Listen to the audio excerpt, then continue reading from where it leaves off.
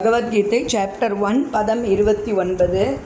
வேபதுஷ்ச சரீரே மே ரோமஹர்ஷஸ்ச ஜாயதே காண்டீவம் ஸ்ரம்சதே ஹஸ்தாத் த்வச்சைவ பரிதஹ்யதே.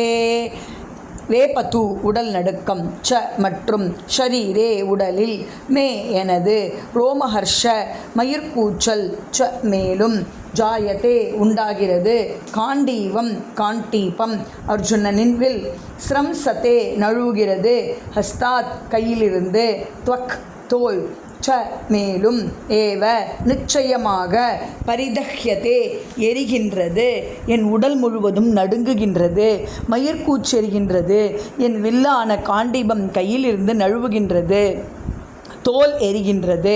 பொருளுரை: இருவிதமான உடல் நடுக்கமும் இருவிதமான மயிர்கூச்சமும் உண்டு. இந்த சின்னங்கள் மிகுந்த ஆன்மீக பரவசத்தினாலோ பௌதீக சூழ்நிலையின் பெரும் பயத்தினாலோ ஏற்படுபவை. தெய்வீக உணர்வு பெற்ற நிலையில் பயம் என்பதே கிடையாது.